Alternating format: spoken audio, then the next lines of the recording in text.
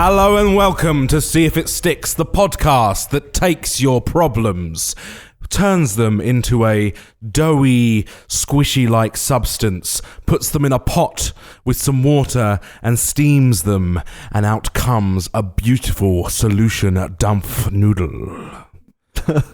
I'm Dom. I am Dan. And I am Lauren. Hey! Special guest, returning guest, friend of the show, Lauren Bramalamley. Thanks for having me. She's here while Ross is in his banishment in the Orient. He is still there. Yes. Bong. And last time he was here, so it's cool to be here with Dom instead. I know, I get to play this time. Good times. Love that. Yes, indeed. How is everyone? Good. Yeah. Wonderful. Good. Yes. I will start by saying that if I come across a little bit angry this podcast, it's been a tremendously awful day, and then we've just recorded a good 6 minutes of this podcast, which didn't actually record. It's true. So I am so ferociously angry that this problem isn't just going to get solved; it's going to get true. Get beaten. You've lost and then, 6 minutes. And then next week we're gonna solve the problem of technology that doesn't work. Yeah, we'll do fucking that next week. Stupid.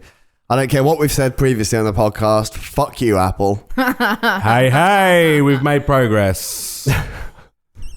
This whole podcast has been a intervention on you and your reliance on Apple products. And but how am I going to sink my life?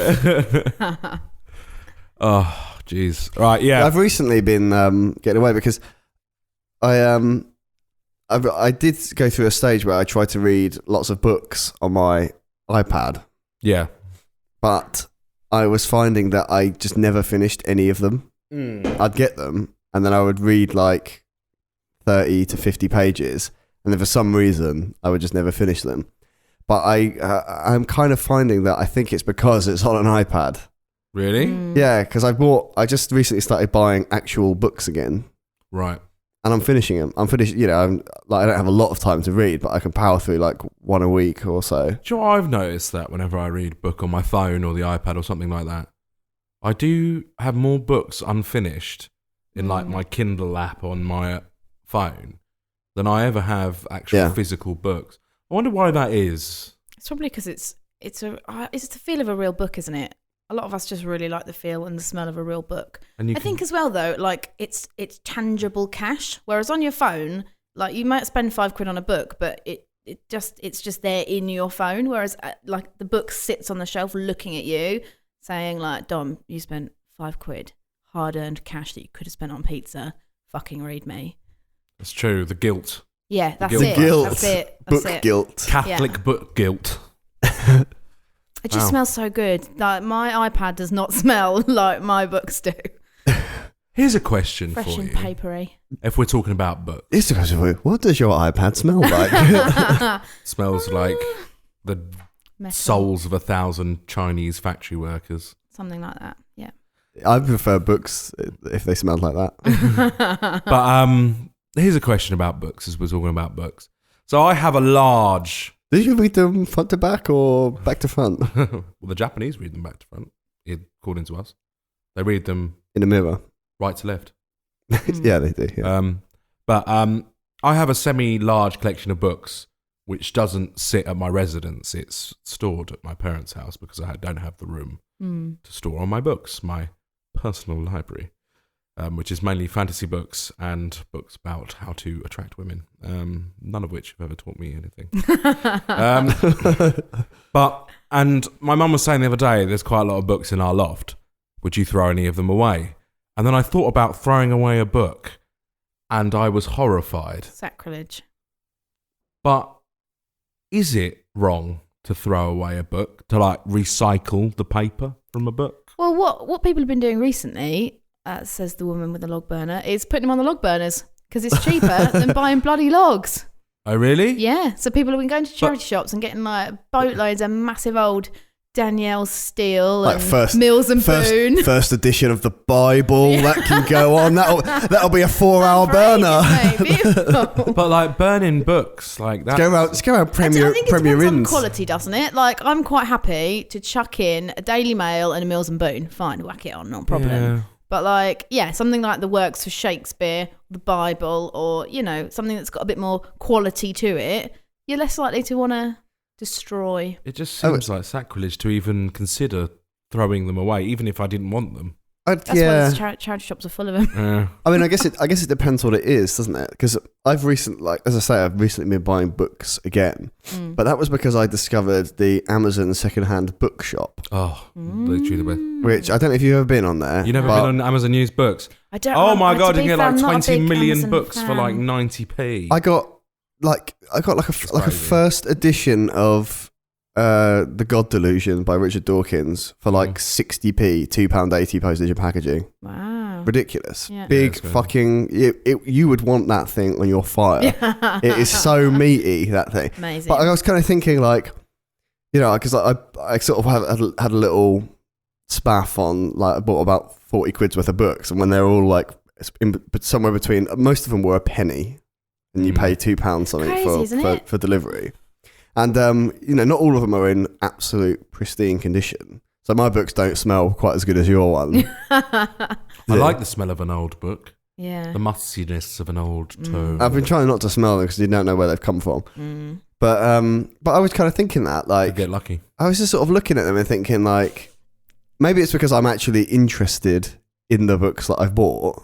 So I think, why would I throw them away? Because at some point I might think about this book in 10 years' time and want to read it again. So why would I throw it away? True. I guess if you buy something thinking it's something, if I bought, some book that I thought was going to be about Batman and it ended up being about Dogs. the Batman who, went and lived with bats for 3 years, which isn't quite as interesting to me. Not quite Jane Goodall, is it? Oh God, I say that, but now I really want to read the book about the Batman who went and lived with the bats for 3 years. How would he do it? I don't know. How would he go and live with the bats? He'd have to construct some sort of contraption out of like leather and wood to make bat wings for himself. And he'd have to have like hooks on his feet so he can hang upside down in the cave. Yeah. I'm going to buy that book when I get home. Maybe you should become the man who lives in the cave. The Batman. That's the only way you'll ever become the Batman. I'm gonna buy the book, get it delivered, and then next week I'll give you a full review of it. Yeah. There isn't a book about a man who I There don't, definitely will be a book about a man living with bats. Definitely. I don't know. 100%. I don't know, but I really hope so. Really? If not, I'll There just make it definitely up. will be. There's a book I'll about just make it everything. up. I'll So make you got the review gorillas up. in the mist, so it would be bats in the guano. I don't know. Cave. Bats in the cave. Bats in the belfry. Bats in the belfry. Nice. There you Nice. We have bats living around where I am, to be fair. go. Really? Yeah. We They have lots come of little around, zip, bats. zip, zip. They're amazing. Yeah, they're cool. So cool. We've got a little sort of I don't know what is it called, a colony of bats. Yeah, they are called a colony. Yeah. We have one near our house because they especially in the summer when all the like mosquitoes and stuff are out, because we quite like watching them go around and like catching all the awful, amazing. horrible bugs. Pipistrelle bats? Sorry? Pipistrelle bat? No idea what kind of bats they are. No Should idea. find out. I've got a book actually at home. I'll have a look. The nice little ones, nice little mousy I think ones. they're called Yeah. pipistrelle. They're not nice when you fucking get up close to them. They're like fucking demons. They stink as well. Bats really stink. They really do, yeah. They're When all you- basically rats with leather for wings. But they're nice. yeah. And cute. I quite like them. I quite like a good They bat. eat mosquitoes, which Eat the makes me buggies. happy. Yeah, They're in a- exactly. they're in a And I'm sexual highly pod. allergic to mosquitoes. So Are you? Yeah, I swell up so bad. That's Like someone one must be bite on murder my for you. arm, and I end up with it's horrendous. And like I will literally end up with my hand like twice the size. It's horrendous. You could never go to the subtropics. I wear that spray stuff and repellent stuff, which works pretty well. Yeah. But yeah, I'm quite paranoid about them. Like we always do, like the pre-bed check in the bedroom, like shut all the Yeah. doors, look around. That's why we've got white walls, so we can see whether there's mosquitoes. Ah. And then you have to I've got spray and everything. Bastards. One way to get rid of mosquitoes. That's a problem. For Which- another Flash day, problem. isn't it? Well, obviously, get a bat. Yeah, that's it. Oh yeah, that's get it. a I bat. need a pet pet bat. So you can get a Amazing. little mosquito net around the bed, and you go release the bats, and then like you just get two bats that just fly around your Yeah. room eating all the little buggies. No. Because if you had a little net around your Nice. bed, they wouldn't bother you during the day, would they? Because they'd be asleep. That's right. Nice. But it's just at night when they couldn't come and flap around your head. Not that they would do that because they've got sonar. I've got a little that. cupboard as well that they'd be well happy in as well. To be fair. Yeah. Perfect. Does it have lots of stalactites and stalagmites? Yeah, it's just nice and cozy. It would be really smelly in your room though, wouldn't it? I'll move the towels out and they can sleep in there. What you could do is if you combine the bookcase with bat storage, then the bats would be really smelly, but then it would kind of be negated by the nice smell of the books. Or they could live in a little box outside the window with a good idea, shutter, like they have in zoos, so you can open the shutter and let them in. And so they'd live outside technically, but they could come in the evening when you were ready. Like a little dumbwaiter. Perfect. I bet they're not expensive to feed either because they just basically eat fruit and little mosquitoes, bugs and stuff. Bugs, don't they? Mm-hmm. Apparently they eat their weight in bugs though at night. Really? It's quite the because they're like. So you would have to attract enough bugs in to feed your bats. Yeah. But then just trust that the bats are going to eat them all. Perfect. I'm Good. doing that. Ideal. The answer to the book problem, don't throw your books away. Well, I'm not going Especially to. the ones from being a kid. Like I threw some away, or they must be in the loft and I can't find them. And there's one particular book that I just wish I could find. I've got a large number of it. Dorling Kindersley books. Oh, nice. Dinosaurs and you. Oh, yeah. Insects and their uses, animals in general. Love that. How to tame them and make them your minions. Awesome. So basically, don't throw your books away, but as a disclaimer, unless they are particularly interesting, in which case put them on the Amazon secondhand bookstore and sell them to me. For a penny. And if they're shit, log burner. Perfect. Well, I mean, the show hasn't even started properly yet, and we've already solved 2 pressing issues. We have. It's having the influence of a woman here. That's what it is. Huh? It's having the influence of a woman here. That's what It's true. We're much more efficient when there's a woman. We are, yes. Much more efficient. Should we get involved in the pile of correspondence? Yes. Yeah. You gotta give some mail first, and then I've got a couple of bits. I've got some mail. It's from our good friend Jamie Linney, the bald marshal of the Mudder, friend of the show, patron of the art of See If It Sticks. He begins by saying, "Hello again, boys. It was good to catch part of your live stream this week. Had to use the girlfriend's Facebook as I'm not on it." Oh, man who doesn't engage in social media. He was nosing through the messages. Perhaps Jamie Linney is a spy. He's a spy. Boom, boom, boom, boom. I didn't stop watching because I was at work. Did you see, by the way, speaking of spies, did you see, hilariously, that, do you see the new Bond film, the one from last year, Spectre?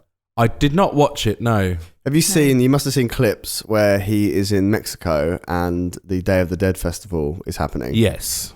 And it's kind of sort of like quite a spectacle. Dios de los Muertos. Yes. Well, they don't actually do it like that. That isn't what the Day of the Dead festival looks like. Right. Oh. Right. But now... James Bond being factually incorrect? No. But now... A man with a laser in his watch? I would never have believed it. But this is the funny thing. But now, because so many people have seen Mexico's Day of the Dead festival and gone, that looks like a good time, we should go to that. They are doing it. Oh, so it's kind of like a self-fulfilling prophecy. Like they are doing it, but they're using lots of the props from the film and stuff like that to make it more like it was in the Bond film and more of a spectacle. Hey man, you've got to respect a society that changes to market forces, because at the end of the day, well, this is a hugely long-held tradition of our nation, our people, blah blah blah. But by fucking God, are we going to make some more money out of this? Do it like the Bond film. Yeah, amazing. That's what people should be doing. Hopefully they haven't got the whatever it was, a helicopter ploughing people down, or well, maybe not. That's exactly what they're going to do. Stuntman killing bastards with the helicopter. Why not? I continue, or Jamie continues. In fact, Jamie, through the medium of me, continues. I didn't stop watching because I was at work stapling my body parts to furniture. I just didn't want to listen too much, as I like to download the podcast to listen to it at work. As do I. He likes us in small doses. It makes his day so much better. He finally collected and sent in all of the sponsor money to the air ambulance and sorted next year's event. So this is referring to Jamie's run over Snowdon for the Air ambulance. That's amazing. Which was very good. It's an obstacle run as well. Yeah, so he had to fucking following. jump shit. He was raising money for them to buy a new helicopter to be used at the Mexican Day of the Dead Festival this year. Sadly, unfortunately, Jamie, you're gonna have to do it again next year. Yeah. Sadly, he didn't get a place in the London Marathon. Oh, that's a shame.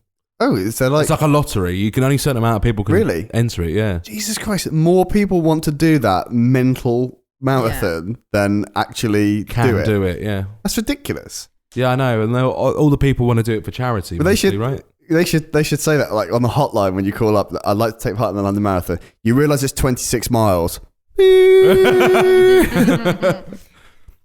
So next July, he's still coming down to London to do the London Triathlon.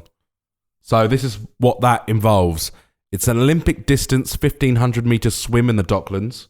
Ugh. Well, better wear a fucking gas mask, mate. I stayed in a hotel in the Docklands once, and when I was enjoying a vodka out on the terrace in the smoking area of the bar, there was the biggest rat I have ever seen popped out of the drain.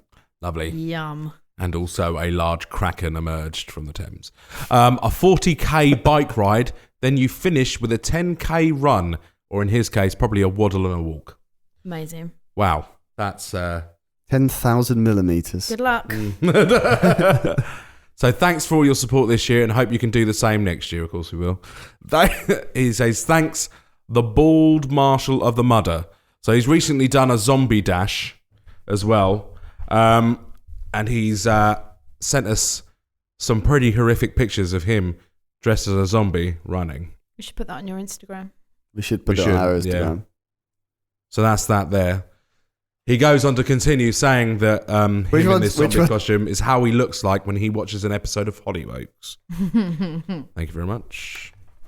So yes. That's what I look like in the morning, to be fair. Jamie also sent us a problem, which we'll get to soon. We'll put it on the pile. The ever-increasing pile. Okay. Well, since Ross isn't here this week, I'm going to go through his corrections for him. Are you going to get an erection for those corrections? I already have one. Ooh. For those of you not in the know, Dan is constantly turgid throughout the podcast. just the thought of correcting ourselves that's what gets me going. Hot under the collar. The first one, I don't think we've covered this, but we went through sort of a spate of doing live streams while Ross was still here, and we would name the podcast and people would suggest names for the podcast. Yes. And I think a popular pastime with our listeners. Yeah. Yes. I think it works very well, actually. It means that it's not 5 minutes of you guys going, Yes. Correct. Try and enjoy. You can join in too. It's like a children's program, Can you say duck? Yeah. That's about the same intellectual level, yeah. Like Dora the Explorer or something like that. We just stare at the screen, waiting for you to shout it at the screen. Now, on several occasions, I think on consecutive weeks, we had podcasts named by listeners, and you claimed, Dominic, every time that you thought that that it was the first time that the podcast had been named by a listener. Every time. Yeah. Every single time. Maddie points out, my girlfriend points out, the first one that was named by a listener was her. Oh. She did the first one when we did our test live stream. She named it It's Raining Cats and Clickbait. Oh. All that time ago. I know. I'm sorry. But for me, every time a listener names the podcast is the first time a listener has named the podcast. That's how much joy is in my heart when they do their work. It's our like work for us. For the very first time again. Yes. Like the first kiss on the sunny day, or the first rain of spring when it just starts to get a little bit warm and a little bit green after a long winter. That's how I feel. Now, the second correction. the second correction. I love how he doesn't even dignify it with a response. I just, okay, Dom. You're looking all wistful around the room. I am literally looking. The second correction is sometimes we sort of cover things that are, quite, boring or whatever. And we kind of just make sweeping statements about it because we have no idea what we're talking about. Such as? Every time that you record anything ever. Well, I'm about bread and butter. I'm about to give you an example. Yeah. Because recently, it must be maybe a month or two ago, we discussed something and we had absolutely no idea about it. So we just started making assumptions. And we've had the correct information sent to us. So instead of me reading the text out, Lauren, do you want to explain how you measure a horse? Because I've got your text in front of me here. Are you doing a live correction? Now, I do believe this is the first time I think that we've had a live correction. This is the first time we've had a guest on. First time we've had a live correction from a listener. Well, yeah, to be fair, it does show how behind I was in my listening. I was about 8 episodes behind, so I sort of listened because I was going to be guesting, so I thought I'd better catch up. But yeah, so a horse is measured in hands and inches, and a hand is 4 inches. Doesn't matter how big your hands are, they're 4 inches. Right. And you measure it from the floor up to the withers, which is where the point of the neck softens out into the back. It's a really specific What about point the height of his head, though? It doesn't matter. That's how high you measure it, because I think it's probably just because that's where just after where the saddle sits. Oh, I see. So, the head is superfluous to the horse. Basically, yeah, absolutely. Because I suppose if you needed to fit it into a box and you're measuring it, and you could just bow its head down, couldn't you? That's true. Yeah, absolutely. Yeah. Put some nails in the box. You're good. So you would say that a horse was 15 hands and 3 inches. Is that a large horse? 15. Well, the horse that I ride one that's 15 and one that's 16. So yeah, if I stand up, a 15s is just above my eyebrows. So if you had probably about 5'4", something like that. If you had a 15-hand horse, so that would be 60 inches tall. It'd be 15 lots of 4 inches. Why don't they just do it in inches? Is it just because it's traditional to do it in hands? Yeah. It's like saying, why don't we just do it in ounces? Well, it's pounds and ounces. That's what it is. You know what is an underrated unit of measurement? The hectare. Nice. Hectare. Nice. Only farmers measure that in hectares. Yeah. I was listening to, showing my age, I was listening to a Radio 4 program the other day, one of their comedy programs, and they were saying that we should measure... Was it the news quiz? No, but I'm a big fan of the news quiz. I love the news quiz. No, it was a thing called Genius, which you'd really like. With Is that Dave Gorman? Dave Gorman's? Yeah, he used to do it as a TV show. Fantastic. And they were talking about how we should have units of measurement that everyone understands. So they were talking about land measurement and saying, right, we should measure it in the surface of Wales. So everyone knows roughly how big Wales is, and you should go, right, Australia is 2.5 Wales is, or and things like that. She's broken measuring the size of a dinner plate and things like that. You've broken the one unwritten rule of this show. Oh, mate. Mentioning Dave Gorman's Genius. Ah, okay. Too close to the bone. You uncovered our dirty secret. No, I'm joking. Yeah. I'm selling this. It's a great show. I'm selling secrets to Dave Gorman as well as Chris Moyles. I thought it was a cool idea. I can't remember any of the other concepts. It's 6.5 spoons long. Yeah, I do like that. For instance, Kevin Smith, the director, likes to measure things in jawses. Nice. As in the shark jaws. Nice. So he says my garden's 3 jawses long or something like that. And we all know what that looks like. Yeah. Perfect. Amazing. It would be interesting though if you actually went to measure it, because you would have to get a giant shark every time. Yeah. That wouldn't be too bad. But I saw that for the first time the other day, actually. You've never seen Jaws? Never seen Jaws. Ross doesn't like bacon. I've never seen Jaws. All right, let's just leave it there. I forgot Ross doesn't like bacon. Mate, maybe we should. That is the biggest shock. Maybe he should stay in Asia. Yeah, maybe he should stay in Asia. We went to see it at I think it's called the Waterfront in Whitstable, part of their outdoor cinema thing. So we were literally right on the beach. Quay? And it was getting dark. No, not the East Quay. There's another one. No, I'm saying Quay. I was in Quay. Oh, they're doing an outdoor cinema down there. Yeah. So they do a festival, outdoor film festival once a year. And they do it, they've just done it in July or September or whenever it was. Can't remember. I would have gone to that. But yeah, it was awesome. So they had Gladiator, they had Pulp Fiction, they had Jaws, they had Labyrinth, and they show them outside. That's and cool. it's really expensive. It's like £10 a ticket, but it's to raise money for a local charity. And we were literally right on the seafront, fish and chips, beer. Jaws was on. It was awesome. It was such a good way to watch it. That does sound really nice. The local council around my way does a outdoor cinema in the local park every summer. Oh, cool. And it's free, but nice. only a certain amount of people can go. Yeah. And I saw the Ferris Bueller's Day Off there last summer. Awesome. You're the sausage king of Chicago. Yeah. The sausage king. Put him down, my good man. Just see this, goddammit. you know that film was so hyped when I was a kid. Like everyone, like at school, was like, you have to see Ferris Bueller's Day Off. You have to see Ferris Bueller's Day Off. And I understand, like it is like a classic of cinema, right? And when I watched it at the time, it's a real creeper. Because when I watched it at the time, I kind of thought, well, it's not kind of really serious, but it's not kind of really funny, and there is a plot, but there's not really much of a plot, and kind of I don't really get what's going on here. But then it just sort of seeps into your psyche, doesn't it? Like it's so quotable, and it's just such a good time kind of film that it's great. Yeah. Bueller. Do you know about the fan theory about Ferris Bueller's Day Off? Is this a bad time to admit that I've not ever seen it? Like, there's a list of films I haven't seen because I've just you got to watch Ferris Bueller's Day Off. The thing is, right, when someone hypes up a film, I just point blank refuse to watch it because everyone's like, oh, you got to see it, it's amazing. And then when I watch it, it's always really disappointing just because my expectation is through the roof. So like whenever someone says, you got to watch it, like Pulp Fiction, I didn't watch it for years and years and years because I was like, oh, it's amazing, it's a real cult, whatever.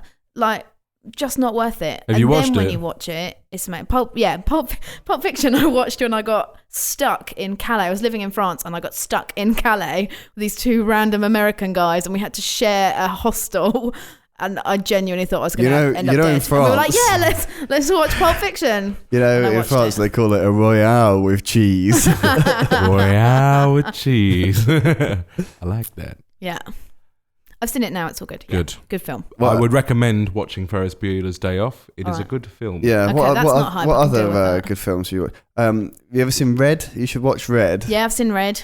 I'm in fact pretty sure I still have your DVD of that. Is that why you're bringing that up? Yeah. Is it actually yours? Because you just made me think of it. No. It is. You can kick me off in your book. Because I started laughing just recently. My girlfriend and I house sat for Lauren and her fiance. And I was sitting there just like looking through your DVDs for something to watch. And I saw Red and I thought, because it's sort of almost out of place in your DVD collection, there's kind of like lots of TV series and sort of, it's not like my DVD collection, which is full of superhero movies and people shooting guns and things like that. And I saw Red and I was like, oh, that's fucking weird. Like, what an obscure... Wait a damn minute. I checked it. It's got his initials written under in the case. It's got the secret thing that Dan puts on all his DVD cases. I could sniff it. I sniffed it. Scratch and sniff. But this is actually quite a nice occasion to bring that up because I've bought it on Blu-ray now, so it is officially yours. Yes. Thanks. You've weighed him out long enough. Well done. Your name has been struck from the ledger. He'll go erase it from the stone tablet he puts everything he's ever lent to someone on. Yeah. Sorry, mate. But also great film. Thanks for the DVD. Appreciate that. Yeah, that's a good film. What other good films we recommend? You've seen Star Wars. I've seen Star Wars. All of them. There are loads that I haven't seen. I've seen Gladiator. I haven't seen that. Oh, Gladiator is a good film. I haven't seen... I haven't seen Titanic because I know what happens. Boring. I'm not a big fan of Titanic. Yeah, Kate Winslet gets her boobs out. I haven't seen. It's pleasant enough. I'll get there. I can't remember what else happens in that. Kate Winslet gets her boobs out and the old lady throws the stone into the sea. Yeah, that's it. He does a thing on the bow of the boat. The ship goes down. Spoiler alert, ship goes down. There's a really hilarious bit where a fella falls off and he hits his head on the propeller. And it's like supposed to be horrific. Yeah. And it is, but it's also really fucking funny. Because he goes, ah! And then he suddenly turns into a little CGI man and he just goes plonk on this giant propeller like 10 times the size of him. And he just like flips in midair. It's the only bit I remember about Titanic. That's so weird, isn't it? Because Titanic was so huge when it came out. Yeah. And I've seen it once because back in the days of Blockbuster and VHS. Yes. Here it is. My mum, I guess, or maybe my mum and dad rented it and they watched it and I sat down and watched it with them. So I've only actually seen that film one time all the way through. But it's funny because like as soon as you mention that propeller, I can see it in my head. Like I can see that scene. Like even though I must have been, when did that come out? 97? 97. So I was 8 years old. I watched it once when I was 8 years old. 97. Sorry, I just got into my mind palace there and went 97. Just like I'm sure reading someone it will correct us if it's wrong. from my internal IMDb. Definitely 97. Definitely. Yeah, but like I can just really remember. I guess maybe that's a sign of a good film. Like visually, a good film is that I can pick bits out like that. Tiny 30-second bits. Yeah, as soon as you say that, just from one viewing, and that was 19 years ago. It's actually like that a lot with a lot of James Cameron's films though, because I've only ever seen Avatar once. Yeah. But I can remember most of it. He puts his willy in a tree or something. Pocahontas in space. Yeah, Pocahontas. It's one of the only films I enjoyed in 3D. Do you know what? I've never watched anything in 3D. Hardly ever again. I hate 3D. Not a big It fan makes me of feel it. really sick. Oh, 3D. Where did you go? I like a bit of 3D. Oh, man, it's horrible. You have watched something in 3D? I watched Star Wars in 3D. Yeah. That's horrendous. I'm sure we had. It's just all the stuff that makes me feel really sick. All the stuff coming out. We watched it in fucking IMAX as well, so it was like it was happening around us. That first Star Destroyer in IMAX 3D in The Force Awakens was, I honestly felt like a little bit sick because it looked as though it was so close to like, it was almost like in your peripheral vision, wasn't it? Yeah, it was odd. Very weird. Odd. No. It's so weird that I just said very weird, like very weird. Well, I won't describe the fan theory of Ferris Bueller's Day Off. You can, but I'm going to switch my brain off for 20 minutes. You won't know who the characters are. Sorry. That's true. Do you know the fan theory? Cameron's like it's like a Fight Club thing, and it like Ferris isn't real, and he's just like the other part of him trying to get him up and out of the house or something. You ever seen Fight Club? Yes. Cool. Yeah. It's basically based on Ferris Bueller's Day Off. Just except possibly a little bit deeper and domestic terroristy. Yeah. Okay. Whereas Ferris Bueller's Day Off is boyish hijinks. Yeah. Okay. In the 80s. Okay. Cool. You ever seen Breakfast Club? No. It's another one you got to see. Yeah. We should solve a problem. Write me a list, guys. Write me a list. We should solve a problem before we do a whole podcast about films that Lauren should see. Yes, we'll be here all night. Lauren's brought us a problem. You've brought a problem. Is always saying I need to catch up. Before I present my problem, there's something I really need to get off my chest. I need to admit publicly that I might be a tiny, tiny little bit in love with Mike Orvis.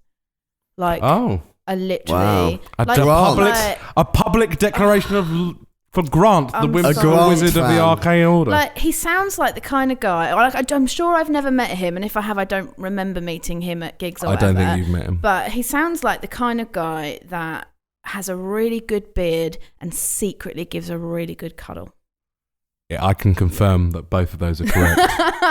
He does give a good cuddle. Does he? He does. Amazing. Dan wouldn't know because he doesn't accept cuddles from anyone. I'm dead inside. I think maybe next time he comes on, you should get him to host. I think he'd be a good host. Just saying. Just throwing it out there. Well, good old Mikey-O. I think you should... Grant's got such a following with Lauren that we're being replaced on our own podcast. Yeah, absolutely. You're all fucking shit. Get off. Yeah. So you can hear this right now. You can hear him getting in his car in Gillingham. Fucking getting his way down here right now. He's just really funny. I find him highly amusing. We'll have to put him in a room with you at one point. I'm not sure that's a good idea. Why? Things might see. Oh my. Oh my. Anyway, so it ties in neatly with my problem, to be fair. So, let me set the scene. So it's a Saturday night, and you're feeling fairly chilled out, and you've had a reasonable week, and you think, it's the weekend. You're well into your weekend. You've done all your house rubbish and fed the dog, and your wife's happy, and it's all good. You know what? This is really nice because we haven't had a word picture in for a problem for a long time. Yeah, that's true. So normally we just sort of bash them out, solve them, done. I like It's normally because you've talked about shit for like 40 minutes and you're like, oh, we should actually probably do our job briefly. Yeah. That's what it is. Yeah, That's what true it is. enough. No, Have you noticed that as you've been slowly catching up on the last 2 months worth of podcasts, There's definitely the a theme. nonsense starts to creep in and the problem solving starts to become a the smaller thing is, the and smaller listeners part of the podcast. they're encouraging us, Lauren. Yeah. They get Nice. involved. Yeah. Especially when we do the live stream, like people like Diamond Jack Yeah, Palmer. that's cool. Oh, yeah. Yeah, that's cool though. Here he Love a bit comes, of coming over the audience rise. participation. Diamond Jack Palmer. Sorry, go on. Ding, ding, ding, ding, ding, ding, ding, ding, ding, ding. Here he comes over the rise. It's Diamond Jack Palmer. With the sun at his back. Yo, get on. Well, that's our exit sound. Perfect. We're going to get the whole rendition on the way out. Oh yes, that's what I'm going to do today. Amazing. Excellent. I'm Right, sorry, continue. I'm Paint this word writing it picture. It's Right. Saturday night. We fed the dog. The Yeah. wifey's been fed. I've got the fire on. I don't know if We're that all was a good. thing, but no, I'm the picturing fire's fire not on on. yet. The fire's not on yet because Right. it's about 6 o'clock. Oh, right, and right. Oh, and okay. like Radio 1 Extra's just dropped into something a bit grimy, and you've had a couple of glasses of wine Hello. with dinner, Right. and you're starting to feel a bit like, yeah, woohoo, I'm feeling a bit chilled and a bit funky, and you think, do you know what? Why don't we go out? Why don't we go out for a drink? Let's go and have a drink. Let's get dressed up, put a bit of makeup on, as the boys like to do. Get dressed up. Let's I go do. out for a couple of drinks. I think, yeah, that'd be really nice. Okay. And then, like, so you make the effort to get dressed up, you put your nice frock on, you do your hair, you go out for a drink, and then before you know it, it's like 10 o'clock, and the young'uns start piling in, Oh. and you think, it would be really nice to go for a bit of a dance and a bit of a groove. And actually, you just think, why did we even bother? Why are we even here? I should be at home in bed. I can't be bothered. But I will tell you why. Because I find, like, clubbing so horrendous. Like, it's such a horrendous experience for an older person who has got responsibilities. Can we and put an actually age range gives on a this? shit about their Over. So like 25 and above, Right, like 30s. You know, where Yeah. like you feel like you're too young to be old and staying at home, Yeah. but you feel too old to put up with the bullshit that is being covered in alcohol and having like just all the shit that comes with it. I've got a list that I will give you. I'd like the list. Because, and that's, it just puts me off. Like, before I've even got out the door or bothered to get dolled up, I just don't even bother, because I think I know what's going to happen. I know exactly what a night out, in air quotes, is going to be, and it's just going to be shit and end in fucking drama. And I can't be bothered, so I'd rather just put the log fire on, have another bottle of wine and go to bed, mate. But I feel really old and boring for saying it. So my main issues are, right, firstly, costs you a fucking fortune to get into a building you don't even particularly want to go in. 8 quid, 10 quid, fucking 12 quid if it's past midnight to get into a building you're probably going to be in for 2 hours. That's a takeaway pizza and a film. Beautiful. And then you've got music too loud, can't have a conversation, can't talk, have to scream at each other. You feel like you smoke 20 a day when you get up the next morning.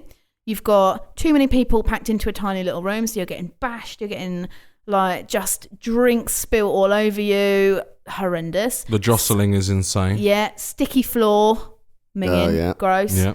Then you've got your little £7 drinks, which you've got half a shot of vodka in, served in your bean can.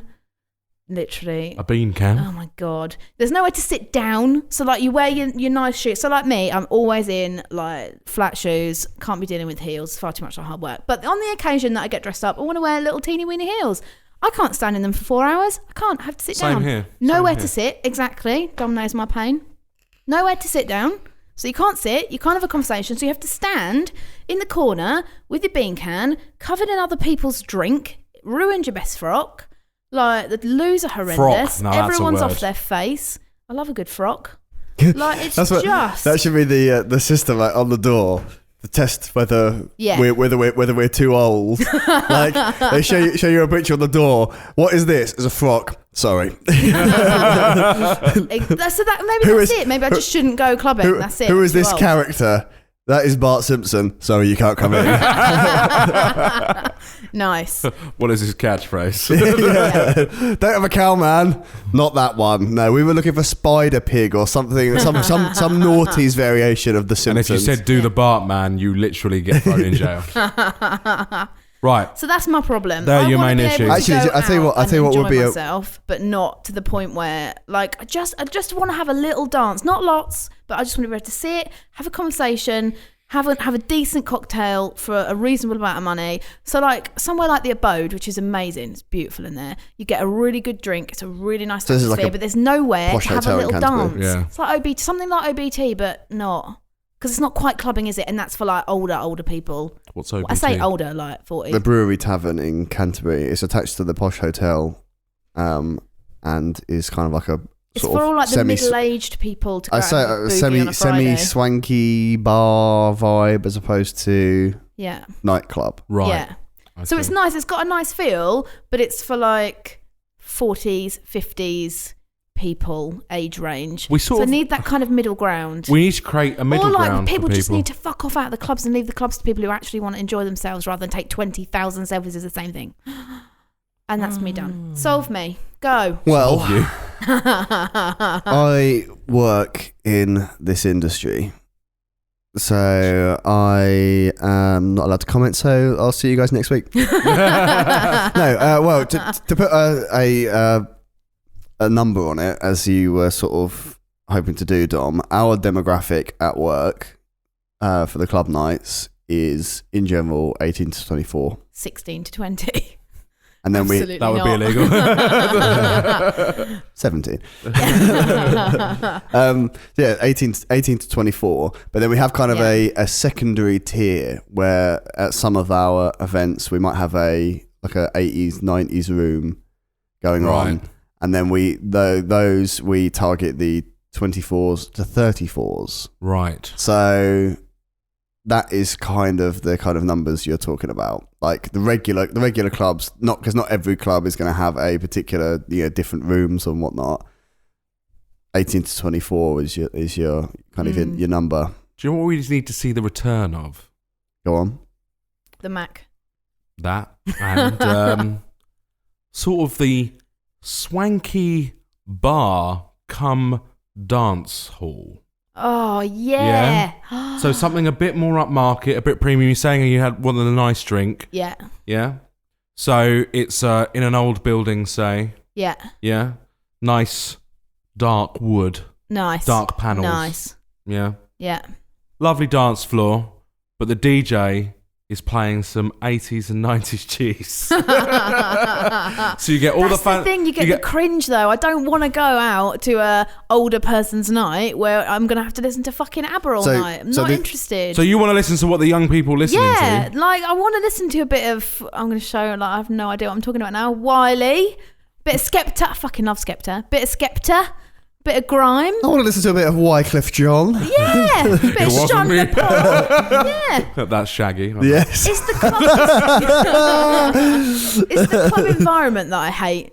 It's that. It's the environment of being in the club. So you'd like to listen to the. So I want to do the dance hall. You want to wine on down. Yes. So just to jump off here, the problem is with over 24, like sort of over 21s or over 25s nights or whatever, however you want to market it. The problem is that no one fucking goes to them, and the reasons are because if you don't play music from the 80s and 90s, or sort of, I guess now if it's over 25s night, it's mostly 90s. If you don't play that music, then people will say, I don't like the new music. And if you do play it, then the young people the people who don't want to hear it and don't mind hearing new music say this is cheese and it's shit. So you can't actually I've got it. It's very difficult to appease both sides of the over 25s kind of market.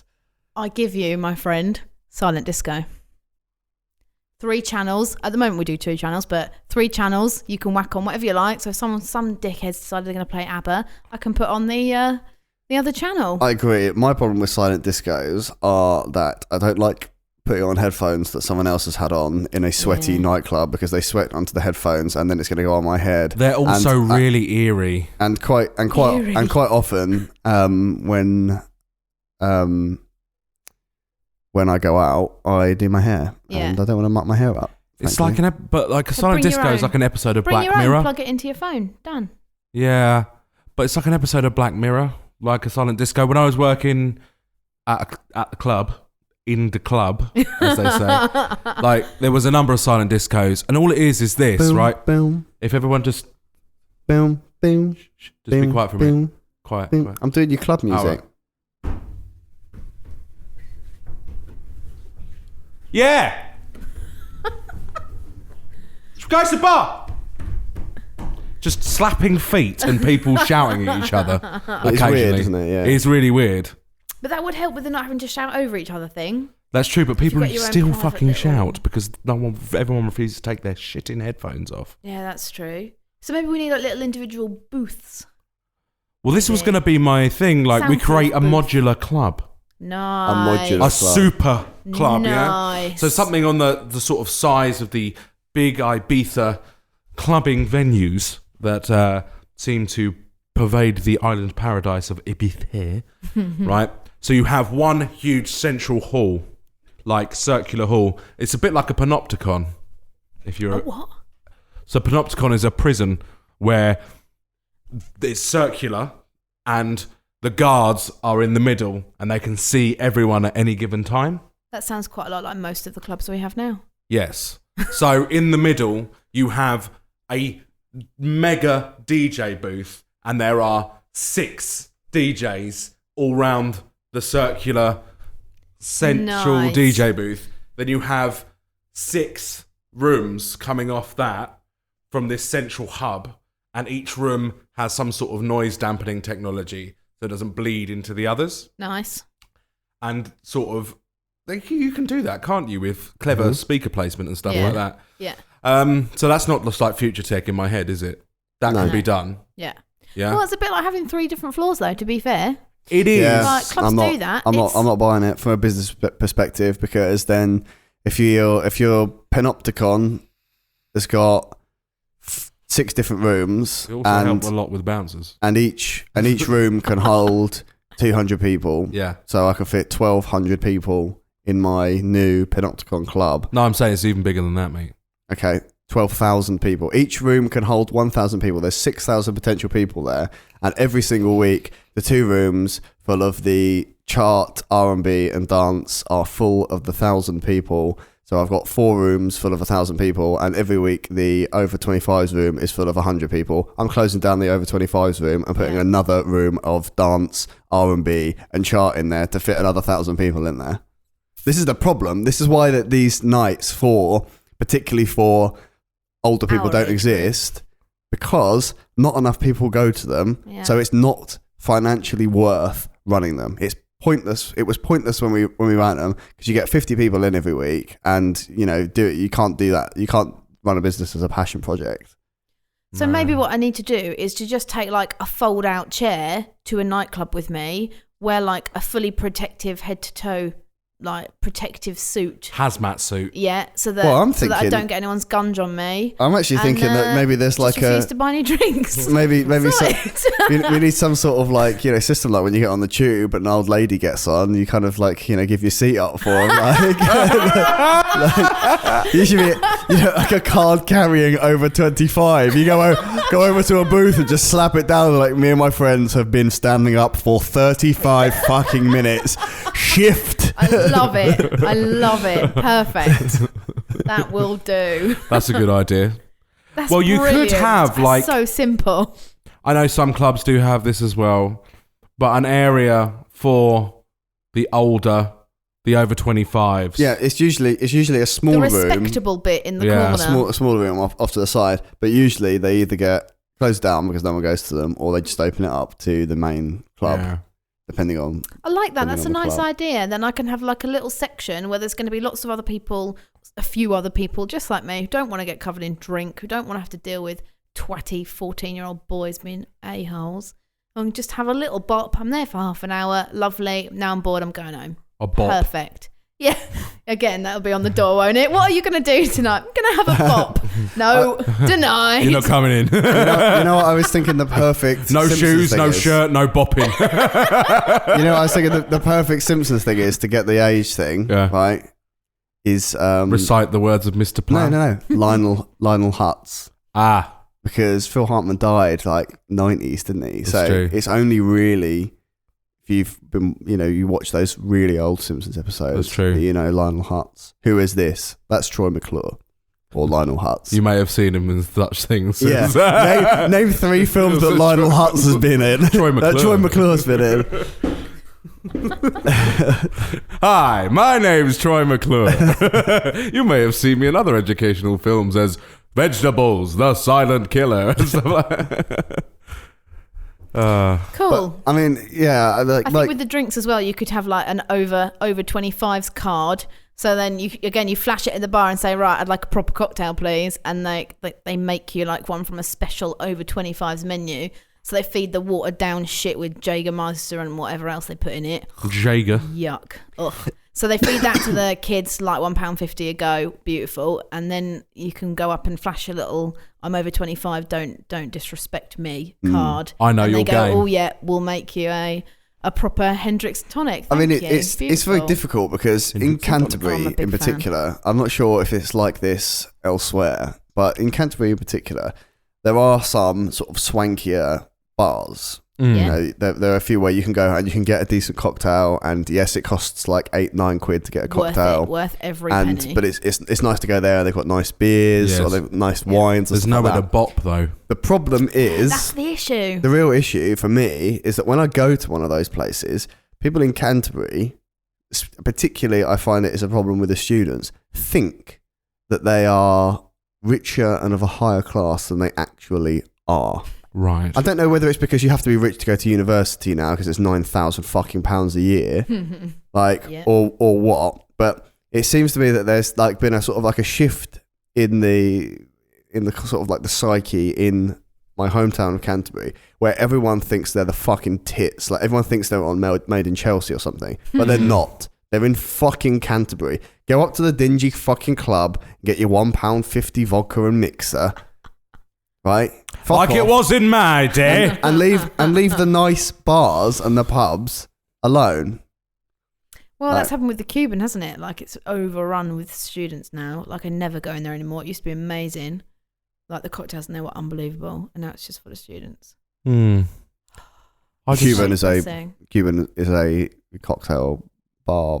It used to be late night venue restaurant in Canterbury. So I've never eaten in there. I'm just going to stay at home and turn the radio up and dance Give around the me kitchen. a dingy, that's what I normally do. Gloomy, warm pub. That is it. That is what you need to do. That's what you need to do, right? You need to have a bar. You know, like how like you used to have like you used to watch like an American 1930s Prohibition era film, a speakeasy, and you get like a speakeasy, but you go in and it's like a bookshop or something like that, and then like they knock on the door like Bugsy fucking Malone, and the little panel opens, and you open it, and then it's this Fat Sam's Grand Slam. Speakeasy. Right. It's Fat Sam's Grand Slam. Yeah. So by the way, the name of the episode is going to be Lauren Brams Grand Slam. I thought I'd better go for Lauren Brams Grand Slam because I didn't think that Fat Brams Grand Slam sounded I think Brams Grand Slam works better than Lauren Brams. Yeah. Just Brams Grand Slam. Brams Grand. I can't say it. Brams Grand Slam. I've said it too many times now. Brams Grand Slam. Nice. Yeah, right. So that's what you need to do. So there are these sort of places up in that London. But the problem is, right? You need to target the audience, right? So what you need to do is you need to do the exact opposite of what all the people that you want to avoid are going to like, right? So you have it like, what do 18 to 24s like? No idea. Oh, sex and drugs. So you need to think of what they like and literally do the complete complete opposite of it. So like the places that you can go in. Like that I like to go because it doesn't have those kind of people are places that have like that are a bit dingier and a bit more like an old man pub because you don't have it's not a trendy place to go. So that needs to be the front. It needs to be really untrendy. Nice. That needs to be the front of the building. It's an old man pub. Yeah, all they serve is one beer. There's a house bottle of wine which has got dust on it. Yeah. They serve I don't know, can't be vodka, They don't serve gin, shots. Yeah. or another kind of gin.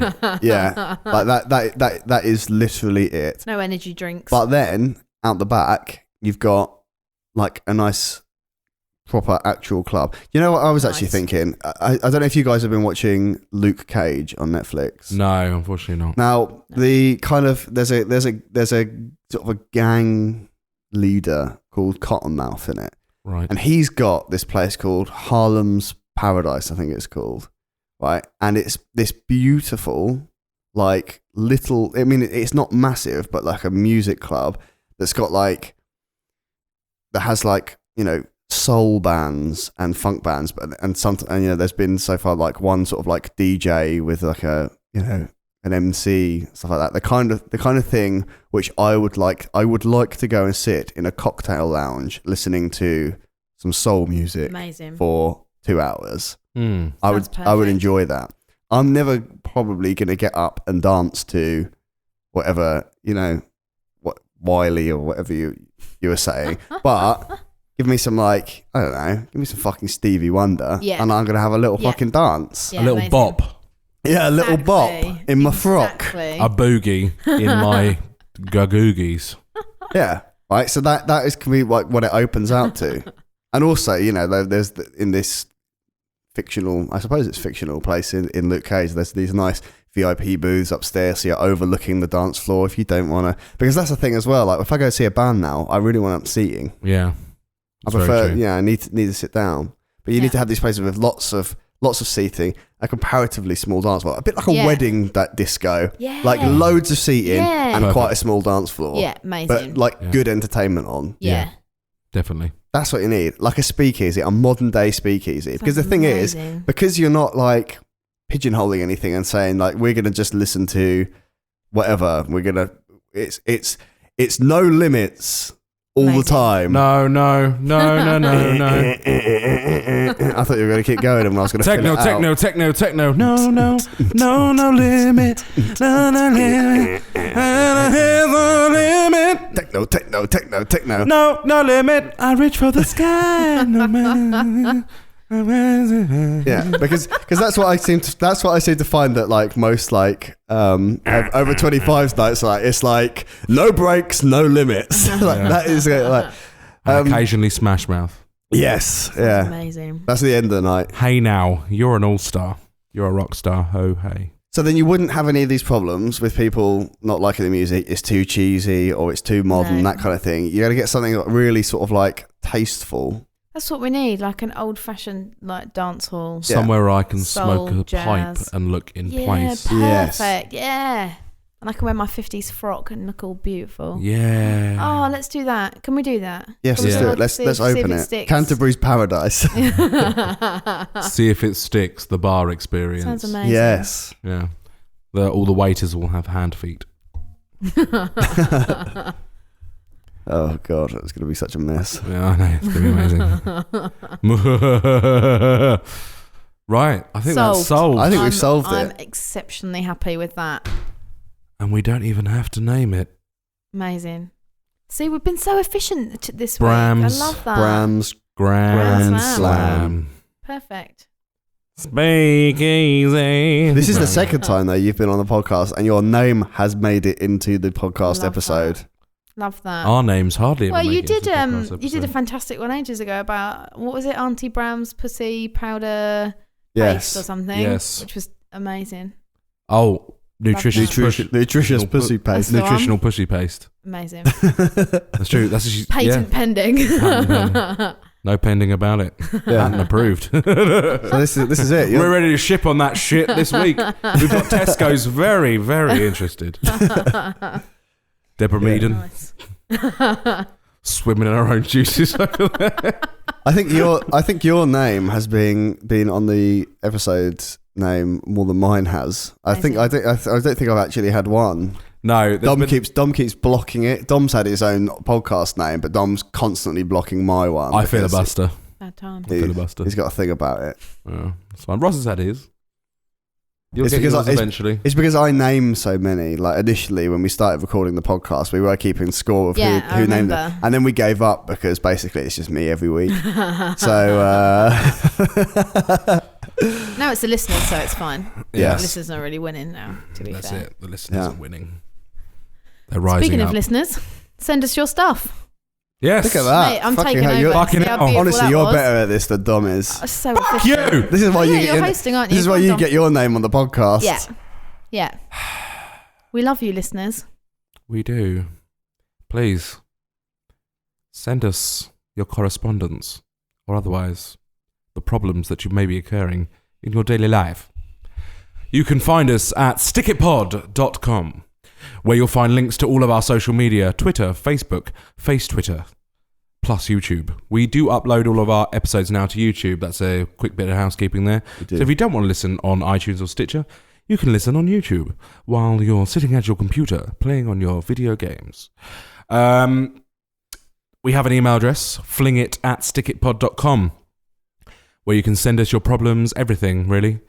Get hold of us any way you can via telepathic link. Pigeon is a popular one at the moment, or on a stamped addressed envelope sent to Newsround, PO Box 125, London. I'm going to send one of my pet bats over with a correspondence. Yes, bat is also acceptable, and also very gothic and badass. For See If It Sticks this week, I've been Dom. I have been Dan. And I've been Lauren. Here it comes, over the rise. It's Diamond Jack Palmer. With the sun at his back, he comes through the town. He fights all the men and bangs all the ladies.